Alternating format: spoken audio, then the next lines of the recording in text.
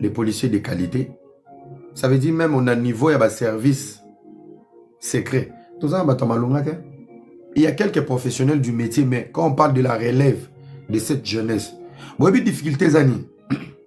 Difficulté c'est que si la sécurité est une priorité pour le Congo, dans le département où ils sont liés à la sécurité, il faut mieux payer.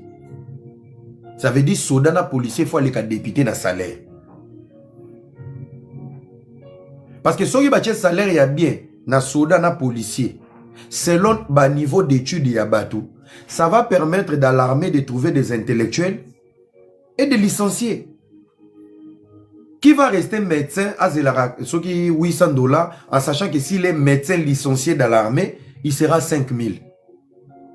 Automatiquement, beaucoup a deux métiers. Il est dans l'armée pour la patrie et as médecin à mode génie militaire. Donc les urgences au niveau de la guerre, au niveau de Marambébélé, tout ça sauvé. Mais ce qu'autant on dit un soldat à 120 $, 180 $, vous laissez aux délinquants. Tout le monde veut être député, politique, Moutouto Lenga comme ministre. Donc, côté où comme priorité, pour sécuriser, ils ont sous-sécurisé. Police est comme à place Mombo ya Osakane là-bas. Policier n'angola za mutu. Policier na poto, aza mutu. So na émission mutu, 100 grades policier. Aza camarade de notre. Mais na Kinshasa policier c'est lourd. C'est compliqué. Policier na Kinshasa aza elo côté.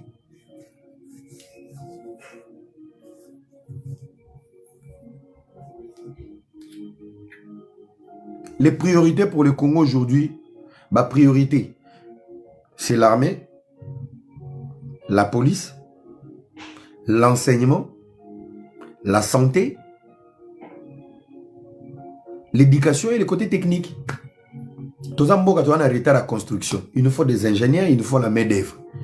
Donc, Congo, il faut adopter. Il y a un moment en fait, le Congo doit adopter la mentalité américaine. Mboka faut bosser. Tu as un diplôme non mupanzi. Ah, vous avez bosser. Totonga, botonga batrin, bon pour sa main d'œuvre. Tu as un français mupanzi. Tu as pour ça soda, bochembongo ya bien. Je vous dis tous les étudiants au chômage, ils vont aller dans l'armée et que naza gradué na koko na salaire boy. Parce que là il y aura des examens. Examen moko pour défendre le diplôme na yo. Examen monsieur examen physique. Pour pas recruter yo. Automatiquement nous allons nous retrouver avec des militaires intellectuels. Aux assuns un problème était devant ordinateur bazo betelo ba dossier nous sont un système à base de données. On est en 2025. Faut ba ordinateur ba ndoko ta ba commissariat. Ba to ba okomango bazabi. C'est tous ces étudiants au chômage. Alors comment les séduire ba na kati ya police na armée? Il faut mettre le moyen conséquent, ils vont venir. Si on réussir na physique, à diplôme, à réussir na ba test. Premier poste à bandi. Au ressenti, le côté intellectuel, ça embellit aussi le savoir-vivre. Tande bakanga abiso na kin. Chamupanzi. Vous avez un permis de conduire? Oui. Vous avez une carte grise? Oui. Vous avez une assurance? Oui. Vous avez un passeport? Oui. Vous avez un mangwele? Ote, champanzi. Bazoto no mamba voiture mais bakangyo pona mangwele. Vous avez un visa? Ote. Oh yo yebite ke ba concert ezongi na poto.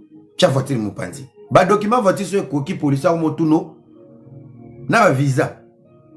Vous avez wario to golwa. Police azotuna. Yo kangaki motuka ba document koki. Okangi ye moko ba document koki. Police ko motuna. So iso za golwa yo ngana police ba wario. Chamutu comme panzi. Je ne vois sorcellerie. Vous avez pas? Bruno Bakwa, les big boss, Massara, on a pêché au mote depuis Paris. Donc les amis, Maramausa les ébélés dans le Congo. Les colons n'ont pas de diaspora, bozo sungate. Diaspora mo ya point na point. Diaspora en matière, diaspora TikTok. Toko sangana mu koloni toke neko senga ba kitila biso douane. To mema ba tracteur et sala bilanga. to me ba mituka kitoko na ba bis balongola ba 207 bino moko déjà bon problème a permis de conduire bon problème a mikanda bon problème a mibali bon problème a soif. C'est là où il y a le problème. Diaspora to sangana ndenge ni toke negosenga exonération. Papa Fachi kitisa douane pour la diaspora. Diaspora zo ke neko investir na Congo obligatoirement douane il faut la exonérer parce qu'il y a coupé sa misala. Ba diaspora baza na ba société baza ba il faut bazoka ba exonération. Diaspora kanisi mutu kaneke ne Congo. C'est pour la beauté à otina mutu ka kilelo. Mais bino bovandia to sangana ndenge to ke neko senga exonération. Yo moko na poto nzamba sitigo. Mukoni yo sa conteneur. Olinga sitigo na malangwa na formule. Juste ikani, je te salue mon vieux. Ndeko mozo lela wa mata wapi yo. Demande nezali. Oza wapi ndeko na ya nyamu. Tina demande ozaka matisa ngozo lela nini. Ba faux compte on appelle linga ngo mingite. Hein? Permis de conduire na poto na nozuku tuté. Kaka makelele. Kaka makelele. Mboka neko bonga te papa. Mboka ko bonga. Bonga te nde. Hein? Non.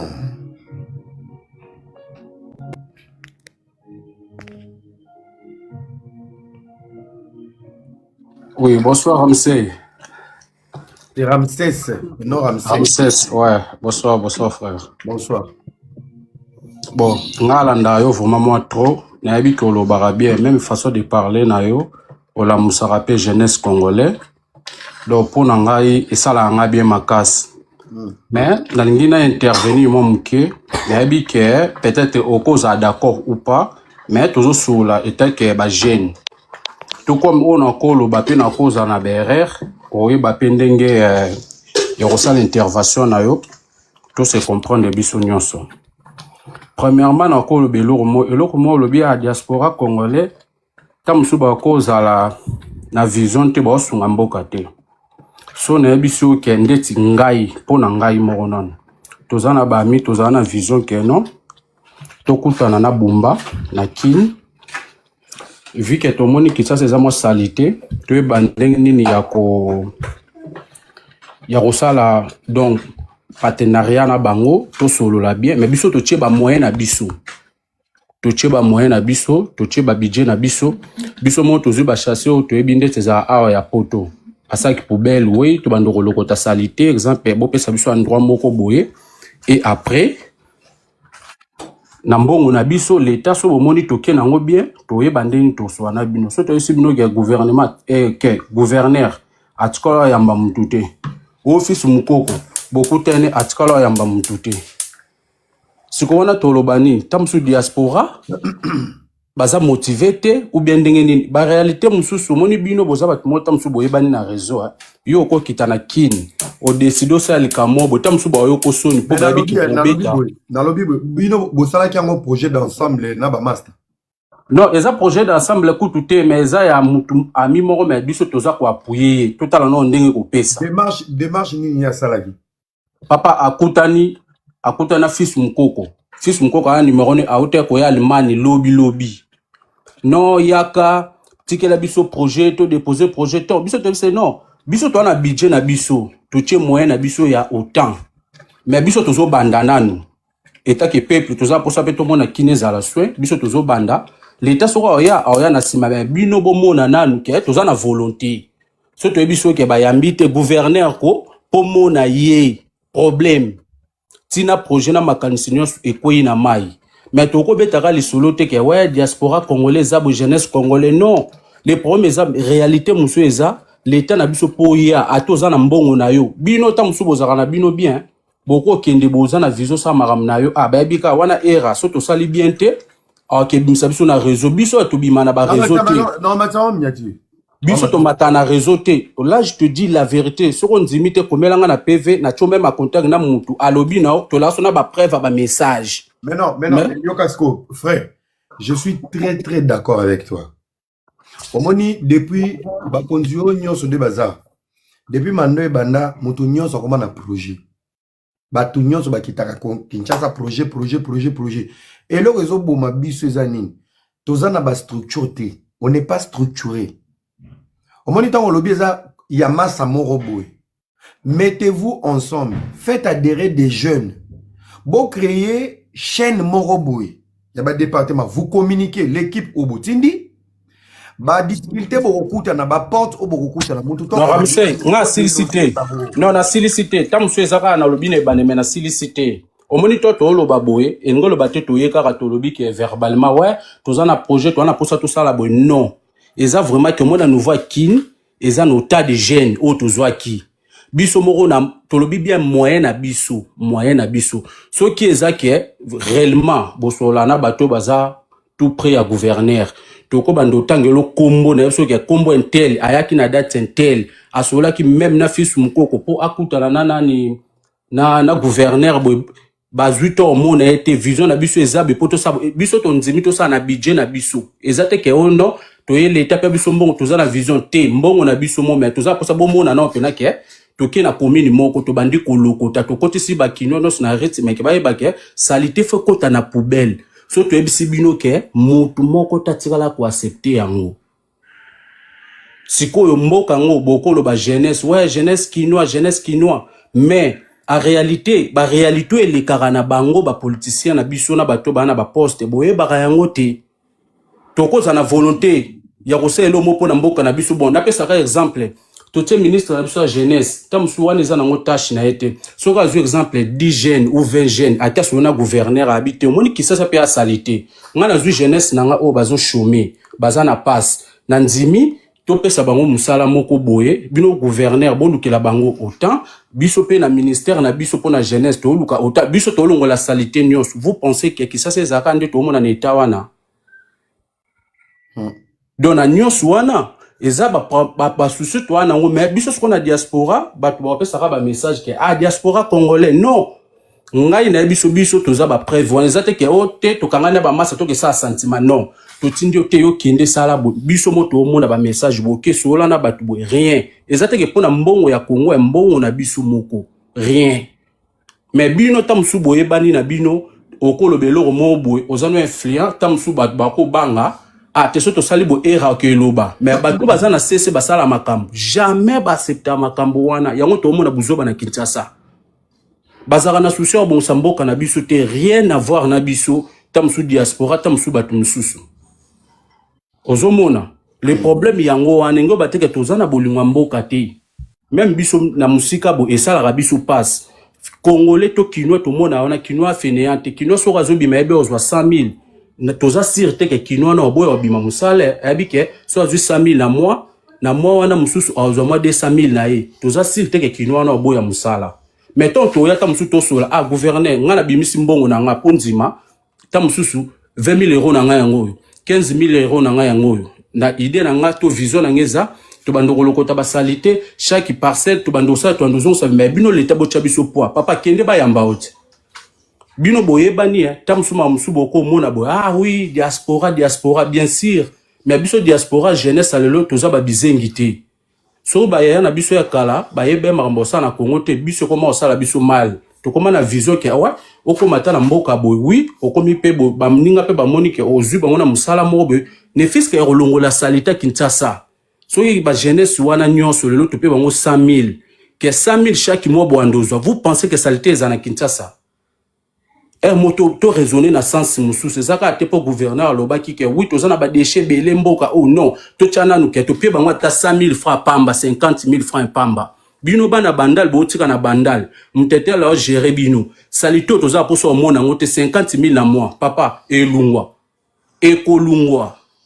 ozo comprendre ekolungwa mais nyos wana eza l'état na biso ndeko na ngai mona landaka na ngo na sebo okoza ndeti boy au salaire là il faut ouais jeunesse va passer nous à préservatif bien sûr bakoza pe na berere na bao ba quinoa biso déjà tant tobimi toza pe ka na même poubelle roi bango tant tobimi tozuma connaissance na connaissance wana tam toza pour ça quelque chose tozo tomber kaka na même erreur wana eza bango moko baza complice ndeko na nga soko te tembe yaka na PV to peso ba preuve ba message boya ba fils mukoko ya bentel to kuta na même na mama ya Daniel Bumba poto swana ebo ba beta biso 12 mais bis ba boule ka to epo na mbongo mais biso to na budget na yo boy ondimi ke te na za na 10 000 15 000 biso to lingi to sala buto zungu se papa ba yamba out mais bino boyebi wana te ozomona boyebi wana te bino bozana bino ba boyebani bozana bino na ba avantage bo biso to yebani te tamso yepe na mamba serré pour na souci ya mboka na yo tamso pour na jeunesse mobo mais toujours un monte jeunesse congolais c'est comme si que batumo baza ba feneya on mona peso exemple batara à 30 000 chaque mois on a 30 000 cash yo mona ba saleté ici 30 000 wana eza na valeur à combien na dollars? Ben je sais pas na bisu teto à dollars kuna na ki na montant yebi prix na ngote en dollars que non peut ça dépend en Europe que ça va genre que non peut so exemple que yo ta mususu otala 30 balles wana obi azambo mke na sa musala wana te mais kilo mo bazala mko sunga ite na garder on basunga Lutumba fungola micro. Bonsoir la famille, bonsoir. Bonsoir. Bonsoir. J'espère que vous mettez bien. Bonsoir à tout le monde. Bazana Likolo, bonsoir à tout le monde. Bazana Sebazolanda. N'a une seule intervention, mon frère, jusqu'au niveau des poubelles. Hein? Le problème, il y a poubelle, ngala kendaka chaque année, kinto aba voisin, l'aime somo la ba photo. Ngapena tala tous les jours na landanga yo. Le problème, il y a ba poubelle, et ça problème, il y a responsabilité à l'État. Mais le problème que batu baye barate soki ezalaka l'État nini. Problème, il y a poubelle, et ça ba problème, il y a ba maire, il y a ba ville te. Oh maire à Kalamu, oh gouverneur, il y a ville à Kinshasa Bumba. Non. Tant batu baloba bongo, et ça ba quinoa, na batu oyo bayebi système teke muto babengi ministre ya aménagement des territoires oyo aza uniquement pona occuper mabele ya mboka ezala salité te. Alors batu ba confondre tant Mobutu alaki na zomo 5 minutes tant Mobutu alaki poubelle o biso to alaki nango uniquement na kati ya Kinshasa ezalaki papier makasa bois na aluminium toyeka na kati poubelle lobi nini canette soko ziba canette botuti yango bokete kango pa batanzon wana chaque samedi na salon soki bozwi makasa botumbi yango na papier ebungi soki bozwi bois bokovwi yango bokomisi yango mpona kolambela bokausi yango bakinoa balaki na facilité soki bakomboli Kinshasa na bango biloko bakorécupérer ebunga. Alors lorsque Kabila a accepté boisson ya bouteille ayabi ke batu basimba asu biloko ya koteka na maboko te na Kinshasa banda otya biloko kolia na makasa bakoma otya na basachet uniquement to ramasser mondialisation ndeti Europe tokomi komela ba bouteille masanga ba bouteille ya plastique tokomi ko utiliser ba sachet tout ça. Alors na ville na Paris era toza 12 millions kaka. Alors Île-de-France mobimba oyo eleki Kinshasa ville à Kinshasa 4 fois. Île-de-France pas Paris métropole. Bango baza 22 millions. Imaginez 22 millions, ceux qui 10 millions va consommer plastique, coca ya plastique. Combien de plastique na ba bouteille aux anacés? Si qu'on faut l'État à ça la déchérie. L'État fait ça la déchérie, place et alike, bouteille fait kendaka, sachet fait kendaka, papier fait kendaka, pour aider bango. Si qu'on bateau on dit frère à lobby à venir na mukolo, o ba ya longola ba kosala ba société. Ba société à l'État, na ba sous-traitant, na ba société comme belé, et ya ka kolongola ba bouteille wala ba salité recycla kango et kendaka nango na déchérie à l'État. Siko faut ba mapango na biso ya Kinshasa ba koma ko futa nde biso to futa gawa sabrité. Et ça problème à l'État. eza ni problème ya ba Congolais, ni problème ya Bumba, eza problème ya ministère ya territoire. Ndenge na ministre sport, ministre ya justice, eza problème na ye.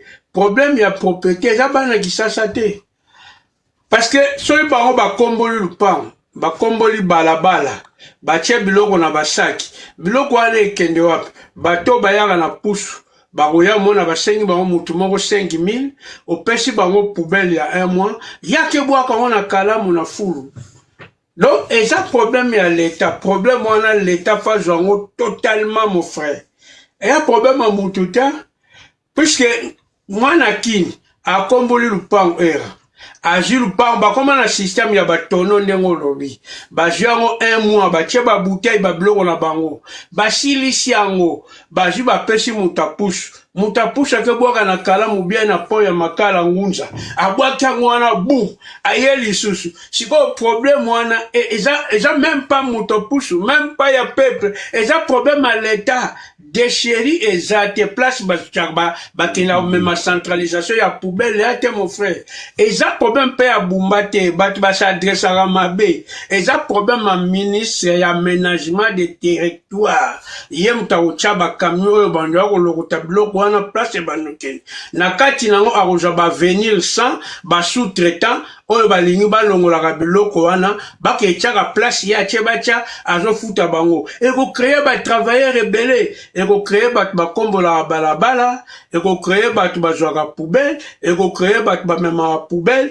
eko créer bat ba réception poubelle bat batumba poubelle bat batria poubelle tant de problème à bouteille na suka nanga problème ya ba bouteille wana eza simple problème ya ba bouteille wana.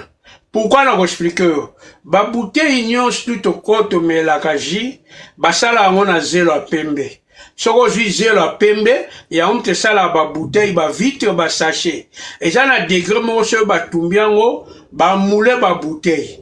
L'État il s'agit kaka bisa bango bato basala ba bouteille ke bosomba bozora sous zelo a pembe te bokoma ko utiliser ba bouteille aussi bosala soki boteki botekeli ba société masanga et sili bazongi sili bino bo mulango lisusu boteki bango pe ba l'État faut obliger bango bongo et ça très facile pour nous comme la mboka mais problème est que ba ministre bazo sala te ya au moins bazo condamner ba maire.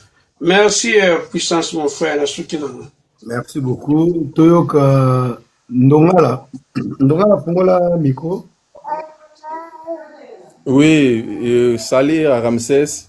Bambote na bino nyonso. Merci pena pona live o saile lo na ina na bakisa mamuke epande ko basunga oya lobby. J'espère que lobby de nyonso. Parce que charge oyo eza pour ma gouvernement premièrement. Gouvernement ezo sunga mboka te gouvernement ezo sunga population te. Depuis ce que obito kende plus loin. Oyebi fila Kinshasa eza tellement monene. Gouverneur nyonso akota na ville Kinshasa et à Ramsès et kozala impossible pour abongisa ville Kinshasa. Na bandeli. Gouverneur nyonso akota na ville Kinshasa et kozala impossible pour abongisa ville Kinshasa. Pourquoi? Ville Kinshasa est comme très vaste eza tellement monene. Na sala bakalikil na ngai ville Kinshasa ezo senga vraiment faux bakabola tous les 4 districts faut à 4 districts faut atteindre à plus de 60 communes comme ça basala été chaque district a sa responsabilité à district na comme ça erokita na ba chef ya commune ba chef ba quartier ndeto koki mwa muke kolonga o eza na tina ya fulu wana ya salite Kinshasa oyebi Kinshasa et comment salite na façon moko ndongo lobby du jamais vu mais est-ce que lelo peuple congolais ko sala nini gouvernement etaka ni ba camion pona kolongola fulu et ça là que l'autre côté voilà au moni que eza moko oyo ke eza ko sala ete ba fulu wana même ibumba lobby ke asala soki système nini wabe ekozwate problème eza wana ngana lobaka bolimbisi pona langage baza ba aventurier la plupart batu ba gouverner mboka na biso ba aventurier ba yepona ba tonsa ba poche et puis ba maîtriser vraiment on dirait musalo bazo sala te ozomona donc ezo senga pena ke fo batia babu batia ba camion batia bisika pona ko sala ba reclichage fo ba chauffeur bazala ta loka bato bana kimbantike bato bana kimbantike bato bana kota route mo kali kuna ni camion elegaka te même bato bata na fulo bakeba kelongo wapi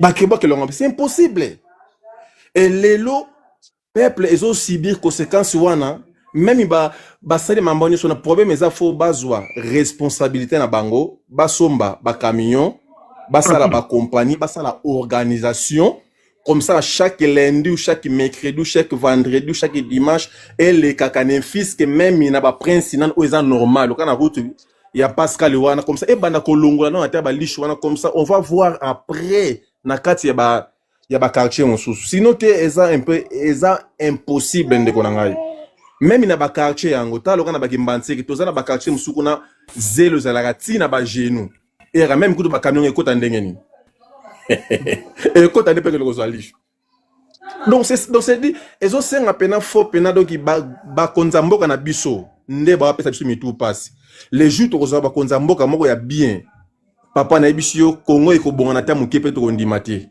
donc là on va donc problème c'est responsabilité donc toza na bateau bazoya ko lesa dibumu pas bazoya pona koya ko la intérêt ya population donc là on va yango wana merci papa Ndongala toka papa d'Acosta Dasta, papa Dasta. Dasta Ah, merci beaucoup, mon frère. Nasepela Anaba Nina Mingi. Nalandaka yo. C'est pas pour te flatter, hein, mais osa quelqu'un a réfléchi. Merci beaucoup. Je t'encourage. Na peso beloge, on a pas continuer quand na même idéologie au salavano. Merci. Na comment na ça qui na victime. Papa. Na kinda formation na 2003 na postula qui na compte ya ONU. Batinda na Congo, et batinda na Burkina Faso. Pendant 6 mois. Papa, bozo, omoni matiti kaka matiti. Naba poussière makala. Naba nini o na senga na nina Congo, na gouvernement Congo, après, et ça avant, pour te dire vrai, avant que Félix a comme président. J'ai eu contact na sengi que non pour na retransformer ba matiti nyo surtout na ba charbon. Au moins na poto ils na ba charbon mon sous ils moi cercle moi carré boy. Pour l'ambelango bilo mwa pongo. Na zo formation wana. Yesu bazo tuna ngai siko ngai yoga mkonzango. Ngasko par na nga na kolia combien. N'habiter, na monter compagnie. Na monter compagnie, na quelque chose, na 25-30%. Y'a on a combien assez, mais des vrais belé na Congo. Il suffit qu'à masquer, pour ça va poussière. Il faut travailler. Ote yo comment projet na ote ba former, na non. Vono. Na ote angote. Na fanda na ngai. Ngana ko omodo makasa kwanga wana. Nyo surtout il suffit qu'à oza na poubelle na yo o eza spécifié o eza bubwaka mabanga te me bato mosusu baobwaka mabanga na Congo mosusu mpe baobwaka kaka maye bosali intérêt ozwi botransforme yango na makala wana epela bakutu makasi koleka kutu oyo nde baza kodeboise baforêt eleki yango kodeboise wana tu wana c'est pas bien. Mais projet yango osundolango na solo la ina mutu mo na yeba ina conseil spécial ya Fachi bon oyebi ke azobinisa na yengai ngabi na besoin ba million te na besoin ka ya kobanda avec les petits o na zanango na jota 10 personnes na sali yango après ce que moni ni nango ngana ajouter yo to comment na privé. OK. OK. Na kiti papa. Merci. Na kiti parce que na kiti kabande comme ça baloba. OK, merci. Hola. Bozo ba réalité. Président Kiwel. Ouais, les puissants. Salut d'avoir tout le monde hein. Bon, là, il y en a le bara, moi, mon pied, c'est-à-dire que je vais d'abord, je dirais précisément m'adresser aux Kinois pour ne pas faire l'amalgame ya ko indexer ba Congolais nyonso na kati. En fait, ce qu'il faut savoir, il y a Moutou qui est dans la Kine. Oui, réalité, il y a Bakino. C'est pour cela, à un moment donné, tout est Bakino à bordir, n'a pas sauté dans les langues fort. En fait, le problème, c'est quoi? Le problème, c'est que, au Monimbo Ranabiso, et dans la réalité, Morobo na Kinshasa wana, Moutou a yebi Kinshasa, c'est-à-dire au Kendara. Na o afan na rakuna. Et ça, les gars, à la place, en fait, sur commis au comprendre que non, en fait, problème en Bogo, ils appellent Kinshasa. Tu comprends? Mon frère, si déjà, j'ai failli me retrouver donc, c'est-à-dire en garde à vue, parce que babimi si salité. Na terrasse, bachango mupandi. On a besoin parce qu'il faut na ça la rembler, parce qu'il faut que j'aille le balancer chez moi, parce que moi j'en ai besoin. Ah, police et wana mais maman n'ambriema tu peux même pas imaginer. Maman n'ambriema. Si autant Hollande là, pourquoi les policiers va déranger yo? On comprend que non en fait c'est quelqu'un qui a eu à faire vie na nenga buzoba, c'est-à-dire ata la bana ta 10. Si yo place à rouler c'est la bana na ye à occuper les sous-sautés. S'il faut te prendre comme ça, là, toi qui viens récupérer la merde où Ebimi Narata terrassé pour nos robots et pas, aussi il faut te mettre dans le cachot parce qu'il fallait ça, moi, si ils sont fous. Et c'est une réalité où Bakino est belé, baza bongo, même baza na potoa. On est tous pareils. Bon, à l'exception, il y a Bakino Moussou pour ne pas léser les gens. Et dans la bate belé, tout le matin, tout le monde papa. Au Komigona na Kinshasa, bapé sur poste, au Kutubuzo Bezawana. Et belé toza to lobara muto démissionné à zate, tout le monde va regarder ses intérêts. Mais en fait toza les premiers au lobageno en fait voilà il nous faut faire ceci c'est là mais tant ba repé so poste au moni le lora malongé za kunate démissionné total ayo parce que tout le monde regarde ses intérêts. Ngambo rana na lobango papa je m'en bats les couilles bo excusez nga penaro je m'en fous je fais ma vie. Et puis les restes, j'en ai rien à foutre. Parce que dans la bilor Moussou, on est les premiers au lobelango. Mais so ba pesi mutu poste à gérer. Aïe au coup de salité, Mouzo beza place on a muto démissionné à zate.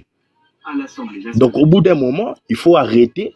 Il y a aussi masqué. Moi je comprends bien. Il y a des projets il y a aussi la mboka na écouter ba mbongo belete. Mais sauf que tant yo ya aussi la projet na yo ba pesi espace. Tant que papa, il n'y a personne qui va démissionner. Il n'y a personne qui va dire trop, c'est trop, j'arrête, je vais faire un comeback. Bon, certaines personnes, mais je pense que la majorité, frérot, faut trouver la vérité. Il y en a plein, ils vont rester là-bas, ils vont bouffer la merde, ils vont être en connivence avec Babiloko, Oyoyo. Yemora Banero s'opposer dans eux.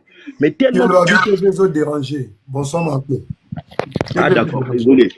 Donc, désolé.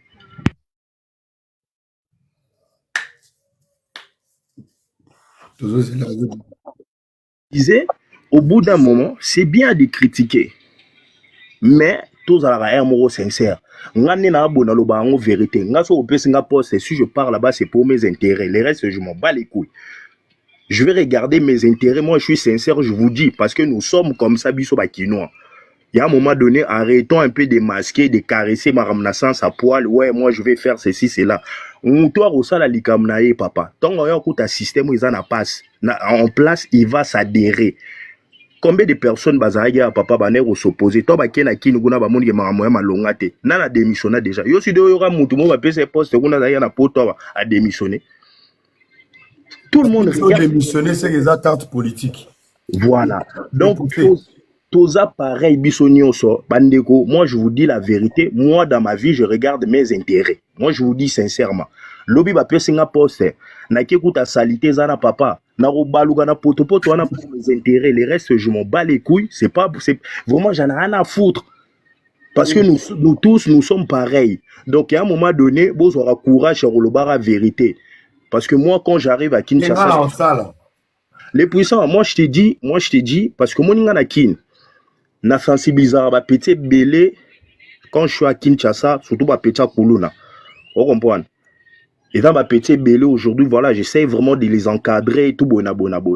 Mais frérot, moi je te dis sincèrement, Demain, j'ai un poste. Moi, je m'en fous des gens. Je vais gratter ce que je peux gratter. Les règles, j'en ai rien à foutre. On est dans le barrage. Tous à moi vérité au barrage. Non, moi, je suis là aussi pour mes intérêts. Parce que c'est bien de critiquer ceux qui sont là en place. Mais biso mozo va payer biso va poste on a papa. Donc, ça a un intérêt là. Merci. Merci beaucoup. Bonsoir famille, bonsoir Era, bien? Bonjour Sana, habari. Vraiment, papa alobi makambo moko azoloba vérité moko, mais batu mususu ba comprendre te. Batu nyonso bakenda kuna bazande na intérêt, mais balingi siko bakosa. Siko il faut que ça nini. Ya Era olobi elo moko. Hein? Et c'est très très important. Nga nazaki na Kinshasa 2023 après na kena Goma. Ozomo nde bana même bango moko bazobwa kasalité ka boyi. Hein? Siko kende na est beaucoup excuser nga vraiment. Beaucoup excuser nga. Eza bordure te. Gouvernement oui eza na part nango. Siko population. Bozo sala nini? Erolobi elo moko ke mutu même bana musala ba okiko kende ko kombola kaka na nani devant kaka ba porte na bango. Est-ce que bino population bozo sala effort nini pour na gouverneur pe atala ke non quand même bozo na nani na bozo sala part na bino kinoa botika koko c'est la gouvernement biso nga na koli na est na botami kuna wine ko ya poto awa kala nani ça fait vraiment 2 années plus de 15 ans. Mais na mona kindenge ba familier na biso ba papa bazo la mukatongo avant ba banda musala ba ke ko sala salon ti sikoyo ngana benga ka ba nani famille na ngana nani na samedi na tongo te bazana salongo siko bino bozolo bakake oh gouverneur mais non botika bosali effort nini bino moko na nous deva porter na bino ba salité ezawana est-ce que zaka gouvernement ndia ya kokombola pardon botika ko hein botika tala ndenge dozo koma na ba nani bozo lo ba penza bozo lamba na salité bozo lia kakuna ka gouvernement non parfois il faut botika bosali nanu nani parti na bino après nde boya ko ba gouvernement bozo longo la salité auto tiawa wana nde to comprendre bino moko bozo lia na salité bozo bongisa nanu place bozo vanda te et comme ka no gouvernement sikoyo biso tozana ba na gouvernement bien oui tozana côté biso tozana na ba guerre ba violence oui wana tozana choix te mais bokende quand même na nani na est bokende kotala est-ce que wana penza toza babola toza na eloko te mais toujours ça là quand même ba effort pour la malade tozo kende na nani na Kinshasa mais ozobanga nazo sala il faut ba vaccin avant la bima balobi non na mundele yemoko ayebi mundele yemoko azoyebisanga ke non o umeli awa il faut ça nini ozwa nani vaccin ya boye na lobi quoi na botika ko na mindele bayebi botika ko nani ko zala ba victime bisonyos sali bisonyos tozana problème mais botika makambo ya salité nde franchement nani population to telema biso moko to telema to bongisa nanu devant nanu porte na biso devant lupango na biso to bongisi wana nde to koyebisa sikoyo gouverneur que non il faut oluke la biso solution population nanu il faut to telema biso moko na ebite soki na lobi mabe penza bolimbisa nga mais problème te ouais et vérité zaka ke biso moko nanu to telema to bongisa nanu l'air to ko bongisa nde gouvernement pe ekosala musana yango merci maman Moniqueur ozali kolobana c'est trop Tozio kam. Na bandek nanga koloba na CT mingi. Bonsoir monsieur Era. Salut. Ouais, nadingi juste na partager mini expérience nangai na makambo otokute nango par rapport à sujet ozoloba. Papa Era na CC classe na 2015. na université de Kinshasa. Nazaki na faculté ya agronomie. Lokola tozaka so tokomi na 3e toponaka ba branche. Nga na ponaki eau et sol. Nde ba mususu ba ponaka gaz et pétrole makambo ebele nga na ponaki eau et sol.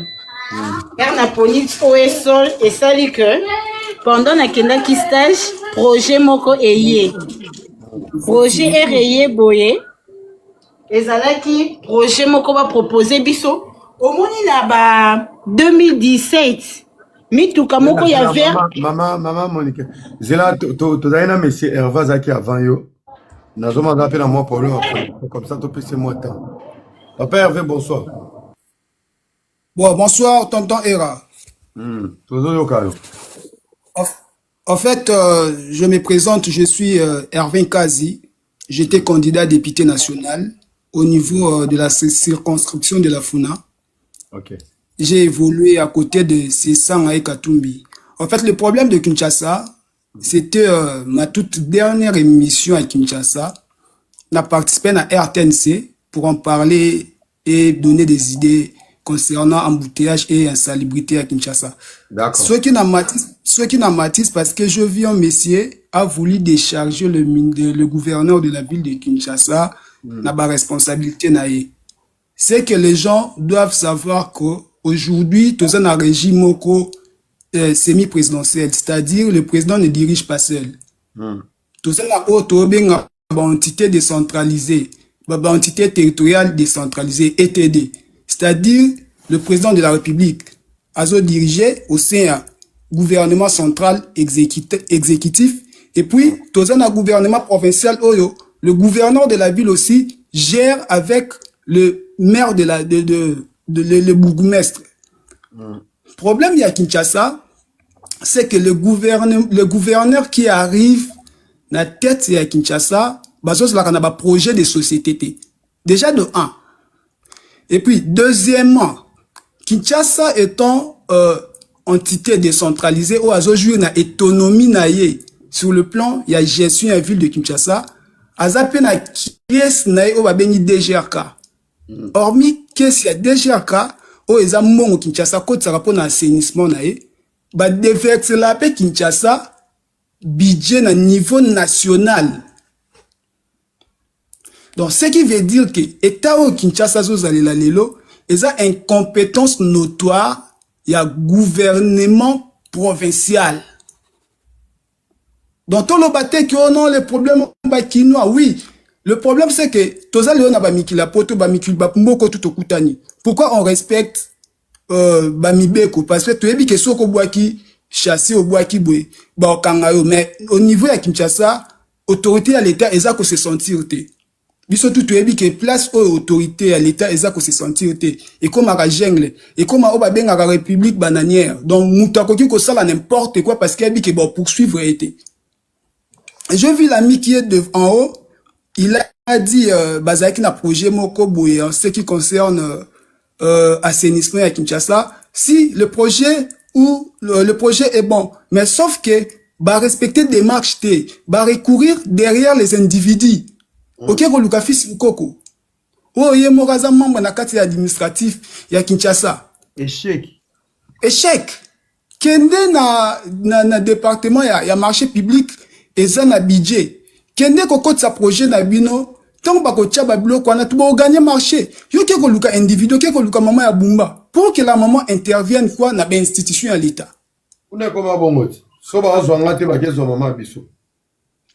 Donc, quand il a raté tout déchargé, bah, j'ai vu la maman en train de parler. La maman a voulu défendre les individus. Nous sommes de jeunes. Arrêtons parfois de quoi applaudir. Bateau bazo bomamboka. Peuple oyo abete la rabat oyo bazo bomamboka. Ba considéré comme complice. Bisomoko toza complice. Il y a oh lelo qui se vit à Kinshasa parce que bateau tu es que oh ya ibi. Mais tellement ça pire vient en aïe. Non, ça tombe que lobby n'a pas poste derrière, soit dans un $100, dans les canadiens dans défendre, et un moment, le lobby, ça bon. Nous avons été gazés. Moi, je suis jeune, je suis dans les trentaines. Maintenant, combat na balabala, ba gazangai. On a perdu des amis, tout le monde a Thérèse Kapanga, là aussi Mukende.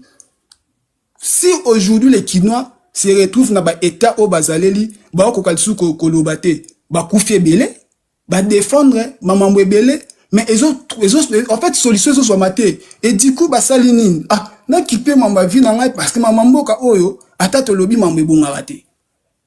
Donc si ko Kinois wana ne le loto pointé du doigt pour dire que non Kinois est naïf, non Kinois est naïf ta Kinois abundi amoni que solution sont maté bon. Moko bat la ranzala, moko bat de fakalipa. Na ba nolanda mama mboka mo o bat ba se faire des millions. Donc à un moment donné, tout le monde a ba émotion quand nous parlons mam ya mboka. Tout le monde a tous la ba partialité, c'est parce que fait dans côté moko me servait na naza d'accord tena yo na lobby plus la population elle est plus la population elle est consciente, plus la population elle est dans la chose, ça facilite à l'État de mieux faire. Parce mais la population, elle est déchargée. Nous avons une grande partie à responsabilité. Parce que Nababiloko auto-énuméré. Je ne pense pas. Mitu Kabumba Osombe yo kotati na kati ya lupango moto. Parce que salité comme na Kinshasa, en dehors il y a responsabilité à l'État, mais il y a qui n'occupé ezali. Oh, il y a population yemoko. Maman Ochukomata. Moi je suis de l'Est. Je suis du Kivu. Et ça zone à guerre. Et ça zone moko délaissée, perdue. Mais pourquoi Goma peut être considérée comme la ville la plus propre? Quelle a été la politique? La politique, c'est la mentalité gomatracienne. C'est une mentalité des gens civilisés et propres. Au-delà de tout, Toboïté. Mais c'est Era. Mais c'est Era. Avant les élections, je pense, dans un niveau à Congo central, en fait, j'étais avec Envol, parce que je suis de l'Envol avec ces sangs. Un samedi, Tobima qui t'a aussi la marche, t'a visité Boma et tout. C'est ça a dit, c'est seulement Kinshasa qui est sale. Voilà. Pourquoi Kinshasa est sale? Parce que gouverneur Oyo Bachaka na tête de Kinshasa va faire partir la famille politique et chef de l'État. Or, surtout tout est le loup entre eux ne se mange pas. Mais kende le loup mona au mona Congo central. Kende mona au mona Boma. Même moi na leli na bi mais roulage tout ça musa na Boma. Azaka même roulage OP azoka na ba même instruction na Kinshasa mais pourquoi na Boma a respecter Mibeko. Mais na Kinshasa respecter Mibeko te. La mentalité qui est démoniaque papa na ngai na zo. Non, la question n'est pas parce que moi les gars Kinois wana o alongwe kin soit que na Boma en termes la na droiture. Kinois na soit longwe na kin aena poto ensemble longo. Mais pourquoi na kin ensemble longo parce que autorité à l'état na niveau à Kinshasa et se sentir te. Au lieu ba ça misala ba ça misala te pourquoi la population est respecter bango sous-souté parce que bango mo bazana nous na destruction ya mboka bazo détourner bazo kanga bango te en fait l'embisi Kinois emo en fait l'embisi population donc au lieu de pointer population du doigt to bandana na bat o fo ba bandana ko respecter bango mo Mibeko soit que dans hôtel de ville à Kinshasa le banda poubelle za na sko Kinois a marché central a TMB a zo mbongo na amoni boso nanu kaka ya hôtel de ville liziba ngaba memanga Azan. Parce que Kinois wana a combat boso nda kunene. Il faut gouverner en tant que 10 000 banda hôtel de ville moni non liziba abandana kolongola. Mais ce qui na maire ya Boma na tambe na ba province na Katumbi pendant ba séance ya campagne. Mais au moins na province ya Kitoko les lois sont respectées. Pourquoi Kinshasa les lois ne sont pas respectées? Parce que na niveau ya Kinshasa ba aventurier. Je suis de Bandalunga. Tant que na système ya salongo chaque samedi toujours la mkana tongo mona biso tout au kombi mais à un moment donné police ko moyo senga ba 100 francs ba 200 francs parce que policier pourquoi policier qui est mondé parce qu'il est mal payé donc tout ce qui a pointé Kinois parce que biso tout ba Kinois ce qu'on a pas beaucoup to ya pourquoi to respecter Mibeko parce que Mibeko ezali parce que le problème à Kinshasa zani il y a Kinshasa zani ceux qui bae ko kanga ba no général a ko kanga yo gouverneur ko kanga mais ceux qui na ba poto na ba mboka ba no kolobelo ote parce que Mibeko e ko kanga yo mais différence c'est ce que ya Kinshasa na ya ba mboka o toza ezake na ba mboka toza Mibeko mutekanga ka bato mais na ba Kinshasa na ba Congo individu mutakanga ka bato parce que individu asina facilité o kanga mutu donc asina facilité ba corrompre Donc le problème, ce sont les dirigeants. Donc tout le monde est exonéré, bango, tu fais tout chargé, bango, tout le monde la population, parce que population, oui. Le problème, c'est les dirigeants. Un peuple mérite quoi? Des bons dirigeants. Parce que toi, tu n'as pas bon dirigeant pendant que tu as séparé. Au moins, ils ont format où ils bombent le peuple. Alors ça veut dire ceux qui s'attaquent à des dirigeants et que nous, on doit faire qu'il y ait des débats autour de la qualité des dirigeants. Dirigeants où tu as un peuple. Il veut dire que tu as mérité des dirigeants ou diriger. Na ba élection, ils ont tripoté. Oh, ma machine a voté sur Bima. Anda kwa batu. Parce que le peuple, on a ce qu'on a pour diriger bien. Le peuple, on a diriger bien. Le peuple, on a diriger bien. Dans le Bible, c'est, écoute, si on n'a pas de dirigeants conscients, seul le peuple peut se prendre en charge dans la conscience. Alors, ceux qui peuple pas en cas de inconscience, c'est que débat on va tourner à rond. Non, mais c'est erreur. Pourquoi on a matin en live, non, on a obéi à 3 4 cas. C'est-à-dire, 4000 battements battent la rayon. Live au sali lelo. Ceux qui lelo, un tel passe selon la coin, un tel passe selon la coin, tu quoi alerter. Mais ceux qui bisou tous autres quand on a ba bêtise, au moins que tu sais l'autre. Parce que peuple est exigeanté. Oh, bah, dirigeant, bah, ça se passe que peuple est exigeanté. Donc, peuple fait comme exigeant. Donc, peuple fait le roi, la maman ya batu. Alors, on va défendre des individus. Peuple fait comme on va défendre Moka. Nous, en matière, on a défendre des individus, mais on défendre Moka. Nous, na l'équipe na RTNC, na bandi ko chargé gouverneur de la ville de Kinshasa, parce que même quand il bosse RTNC salité, mais au moins, les journalistes, bah, talingaï. Mettons, on a bimi, au moins, il mourra, ah, maître, tu as bien parlé. Mais les journalistes, bah, Hervé, on a posé au Kangabiso. Donc, baza na posé en apena kosa, na buka lukuta. Mais pourtant, on a mon que. Maître Hervé, n'a qu'une logique. Au yé, comme une chaîne nationale, au côté déjà salité qu'on a. Au moins que tu as une mentalité. Mais na dénonçant. Soit bateau, soit au na compte, na dénonçant. C'est ce qu'on dit. En fait, d'un côté, tu dénonces sur les intérêts de la République, mais tout en étant cadre politique. Yango na zoloba na lobi bato na responsabilité na bango dénoncer tala nan okomi na niveau ya RTNC okuti salité. C'est la chaîne nationale numéro 1 à Mboka okuti salité. On revient sur la mentalité. La mentalité, en fait, la mentalité, ça fait partie de l'éducation. La propriété, ça fait partie de l'éducation, en fait. Le Kinois n'est pas éduqué pour être propre.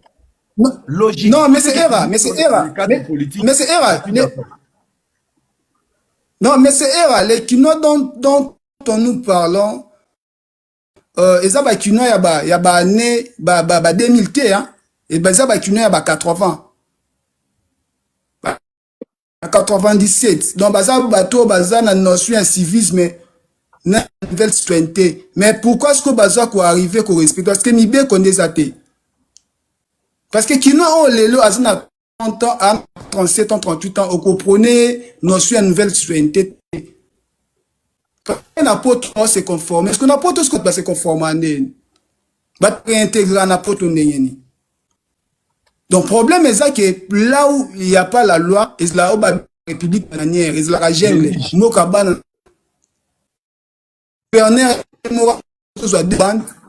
À ça qu'on a posé ce que ils a la pousse na Simon, na embouteillage, il n'y a pas la deuxième bande. Il ne faut pas banda se servir leçon la population. La population est moment, il y a mort le coup la Ibaki, il y a mort le coup la hôtel de Blaise. Au moins, qui n'ont pas Obama. Mais il y a pas de situation. La population a sa famille. Les sabbats, n'est pas loyer. Mais au discours, il y a pas de il faut tout comme on a mentalité pour abattre du doigt. Il faut le mois. Mais au moins, il y a tout un net gars, on a $100, $50. C'est divise. Parce qui n'a solidarité congolaise. Parce que les lots, au Koyo cannabis surtout, la diaspora. Maître Hervé Bima, ouais. Je pense pas la connexion. Maman. On a sinon aussi cela. Maman Moniquer, toujours Kayo, comme ça aussi c'est là. na Oui, papa era. Na bande koloba, tokomi na 2017, toyozwa basedwa moko bayaki na projet moko bowana tosala na bango, question ya kolokotaka ba poubelle, tokendaka nango na nzela oyo ya plaza wana soko leki kinkole, po tomeka ko transformer ngo en gaz, tout ça là et apporter. Tobanda projet kaka boye 2 mois après projet katana. Tozongi lisusu na niveau ya hôtel de ville. Ba période wana bomonaki ba grand car moko ya ba vert militaire ba pesaka biso vert wa couleur ya makasa. Na ba tricycle moko ba pesaka biso ya ba fulu boy. Papa era projet wana ezalaki. En tout cas soki projet ne continuera ti lelo salité ya Kinshasa elingaki diminuer. Mais ba boma biso ezaka ba dirigeant. Bakoma osenga na mundele mutu oye na projet. Yé na kati ya projet wana commission na ezanini. Mundele lobi, moi je suis là juste pour na komema sedo abinga naza wana pour na komema apport nanga na former bino ba jeune o ba uti kobima. Lobi ke na yoka mawa papa era. Na ye na France awa naza na mboka ya Orléans. Na ebisao na yo omona ndenge nini bazo transformer fulu na biloko oyo eza ya écologie. Na biso na lela na obindo kia congolais aza congolais. Eloko pana zena on a besoin pa ya ko participer na lobangwa papa ira e markangai. Projet katana d'installation to sala ya batio wana ba biloko nyonso ba van desk ba biloko nyonso tout etikala. Et pourtant, projet Zala est qu'un sur 10 ans. On a travaillé que pendant quelques mois. Triste réalité. Batrici, quand même, à Kinshasa, c'est comment on a au Kakaboué, Babambara, Baba, papier, pembeni, pam, pam, pam, pam. Et tikala.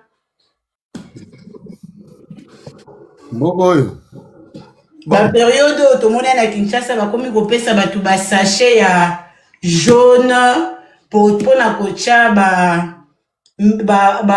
déchets ménagers en plastique ba déchets ménagers alimentaires kokabula ba sachet. C'était cette période là. Tu dois azonga papa era na ina poto awa na oluka na mukando bika ndenge ezala kaka papa era poto aiki na système akobwaka nazonga mukanda ndeko mombwe kope ya oto sana bafulu na kota pa musala bafulu ezakete eloko pende le kabwe na tapi o tri omoni pe kusha mwana pe oche pembeni boyeboy na fin de fin ko vanda ko solola mo intéressement ozola kisaba mo pe kete mo kete na atanga classe na ebi mo eloko moko boy si ba memanga petit na centre de transformation na moni mais ba projet na risque naza na ona kenango yekola makambo ya construction de pont po wana eza na mbongo ebele koleka.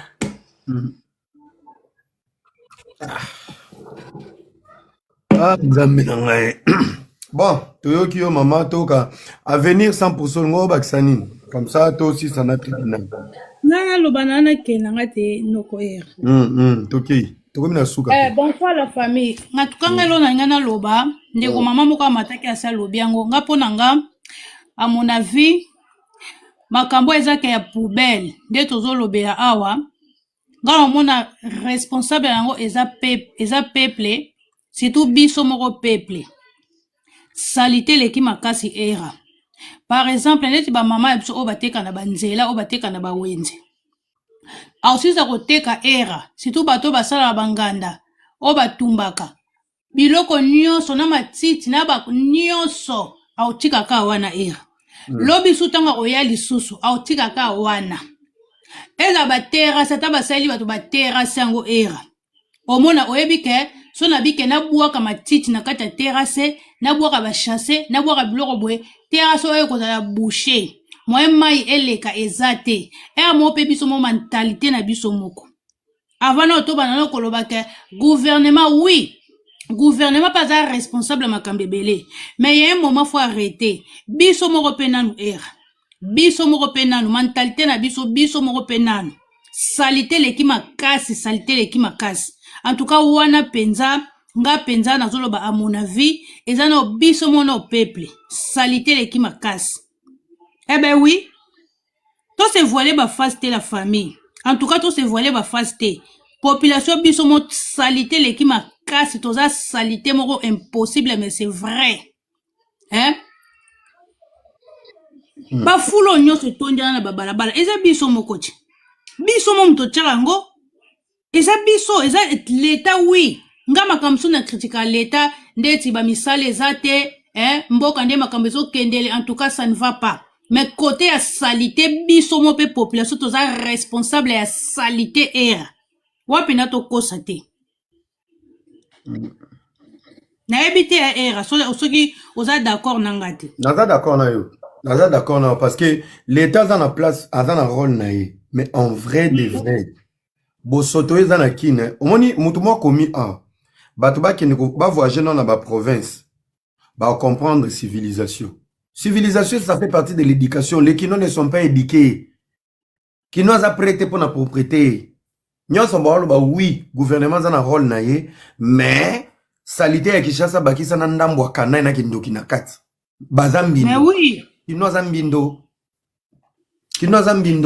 et puis problème sous eza na era nde papa basunga mataki alobaki papa basunga lobi problème peza wana soko okomboli lopango okomboli era obengisi bato so bato apusu baya kozwa mutu apusu ake kobwaka na ye susu soki wapi nde papa basunga explikaki problème peza na era bakamion ya baordire mboka lokwa Angola eza na Afrique mais bamboka lokwa bangola na era omona mo baza na bakamion ya baordire hein pourquoi biso toza nango te era nayebi te bandeko nanga nayebi te est ce que na Congo na toza moko ezala kuna moko nayebi te so balokotaka bachauffeur wapi bakende kobwaka wapi fulu donc salité likola salité il faut créer recyclage na traitement ya baordire en fait kobwaka bato lelo babwaka asute il faut eloko wana batransforme yango neti papa akitaki bakotransforme wana na charbon bakotransforme wana na makambo ebele bakotransforme wana na énergie renouvelable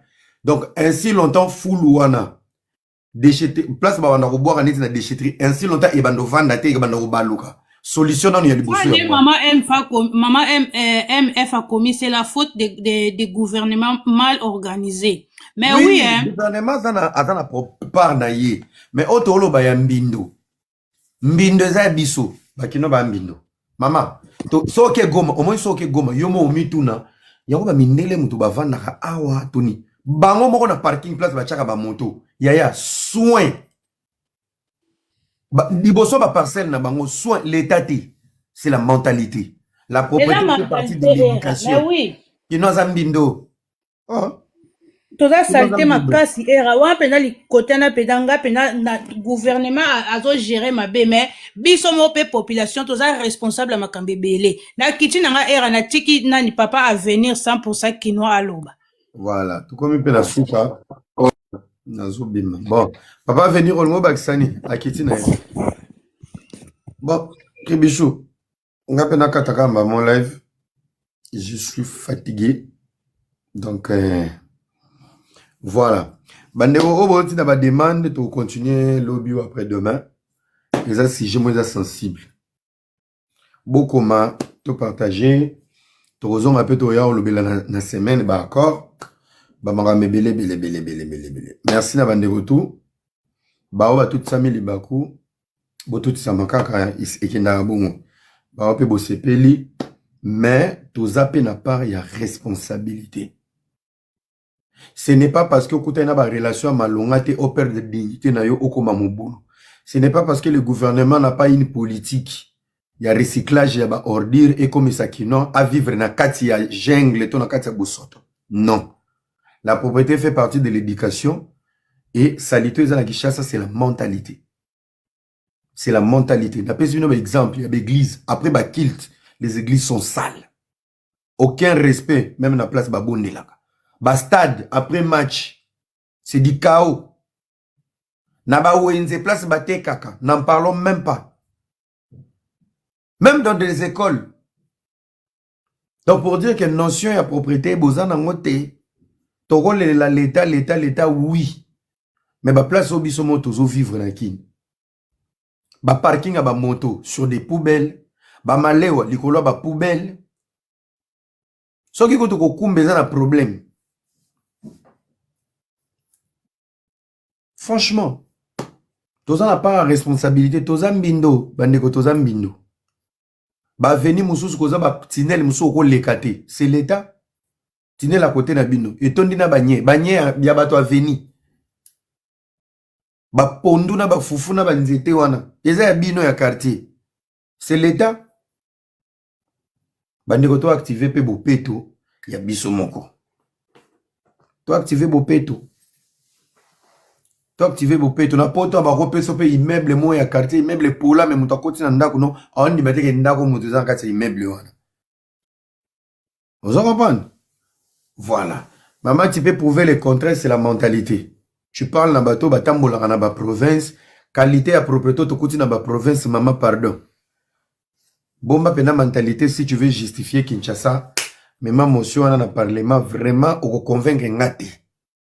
Goma est une ville en guerre. Beni Butembo ce sont des zones rouges. L'état qu'on kutu kuna zalana keba keba. Mais propriété à ba ville wana je me pose des questions. Conscience ya ba jeune ya ba province wana ça me pousse à me poser des questions. Vous en comprenez? Oui, bango kutu bana na ba zone à guerre. Il faut que basa la mafu. Mais basa na mentalité moko ya très respectueuse, une ville propre. Basa sérieux dans le business. Atolo belaka propriété na mentalité ya Kinshasa.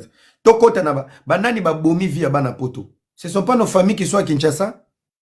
Sala business na mundande. Kopeke liboso. Sala business na muswahili. Kopeke liboso. Sala business na mutumusu. Kopeke. Sala business na kinoa. Armanda resente na ba bénéfice na yo. Peza munoko. Mubana ngali yaki poison. Sike faina sa nini. Nambongo na yo. Bizira liaki poison. Okene ko so budget ya mutu ya business okene ko soigner ngo mubali na yo. Boso zai na ngoti fala kufa. C'est des vérités. Oto lobe la propriété. Toko ta na niveau ya confiance. Toko ta na éducation. Bino boko matali susu boko justifier Kinshasa. Pedra nyoka lese na pesio mote. Merci beaucoup na bandeko. Toko zonga parce que na moni bolingi bo dédouaner kino net na propriété. Kinois à la série. Quel est le nombre de 100 papiers na poto? Ce ne sont pas les Kinois. Batunyon so bazo resirti na poto. Ezala na États-Unis na Canada. C'est les Kinois. La majorité des Congolais prisonniers. Une grande partie, c'est les ressortissants de Kinshasa. Baya ya baza libando bazo ba voyou. La majorité c'est des Kinois. Maman, muta uti matadi ya yebi atiki famille na pasi. Aya rovande lo boya ba na koluka ba problème na poto, azana temps. Non, boti o dédouaner ba Kinois. Parmi les démons qui bloquent le développement du Congo, Kinshasa en est pour 80%. Tous allons d'accord. Merci na bande onyo so bolanda ki ngai. Na sepeli mingi to kokuta na lobby, ceux qui lobby to kokuta na courant ya semaine, pona ba débat mususu, pona ba histoire mususu. Ba o bazaki na mukusa koloba. Komela nga na privé to continuer ngo ya kukomana. Nzambe apambola bino et on se retrouve prochainement. Merci et au revoir. Ciao ciao.